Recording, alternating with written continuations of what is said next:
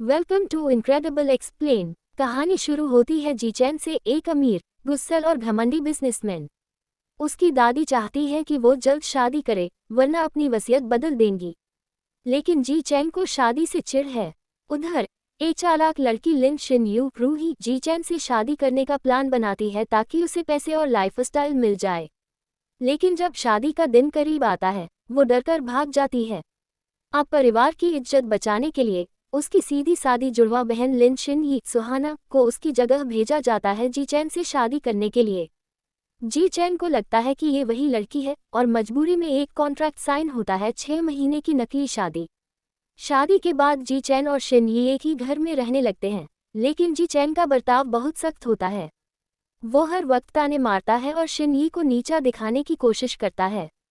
Shin यी डर डर कर रहती है, लेकिन उसका मासूम और सच्चा स्वभाव घर के बाकी लोगों को धीरे धीरे पसंद आने लगता है, खासकर जीचैन की दादी को। इधर जीचैन को लगता है कि इस लड़की में कुछ अलग है। वो ज्यादा शांति से बात करती है, झगड़ा नहीं करती, और बस यहीं से उसकी नज़रें बदलने लगती हैं। जीचैन अपने ऑफिस में बैठा है, लेकिन उसका ध्यान बार बार शिन यी पर जाता है। ये लड़की पहले जैसी नहीं लगती, ज्यादा शांत है, डरती भी है, अजीब है, वो सोचता है। लेकिन फिर खुद को झटकता है, मुझे फर्क नहीं पड़ना चाहिए। घर की नौकरानी गलती से शिन यी पर चाय गिरा देती है। जीचैन गुस्से में उसे डांटने लगता है, लेकिन शिन यी बीच में आकर नौकरानी का बचाव करती है। जीचैन चौंकता है। वो सोचता है, ये अपने लिए कभी नहीं बोलती, लेकिन दूसरों के लिए आवाज उठाए।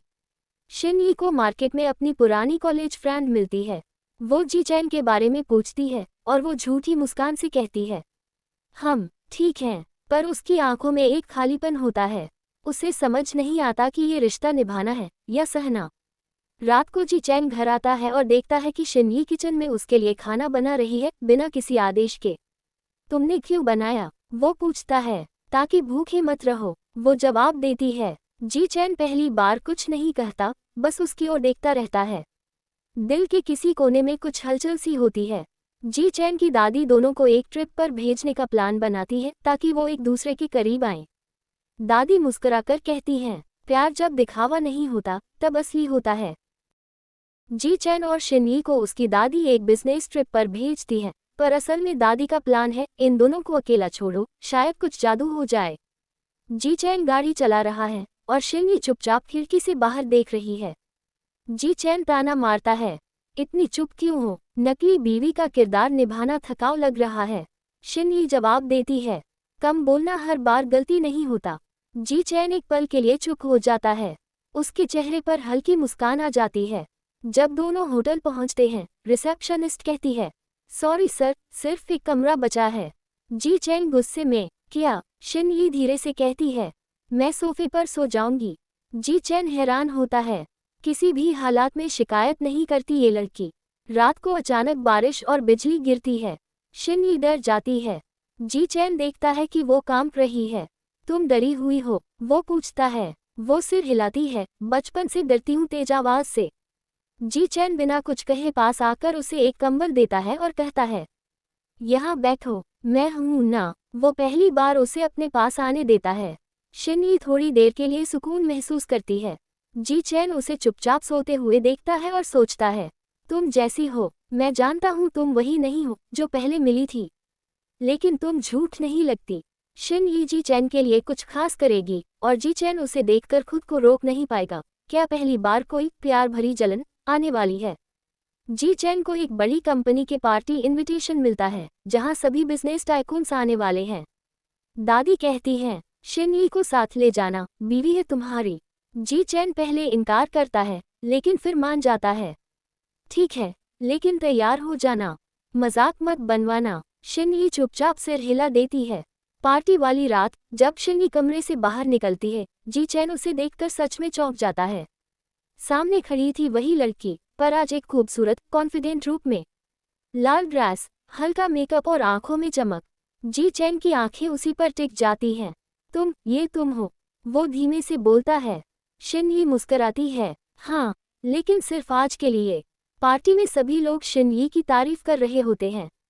जीचैन के एक राइवल सीईओ बोलता है, आपकी वाइफ बहुत ही आकर्षक है, लकी मैन।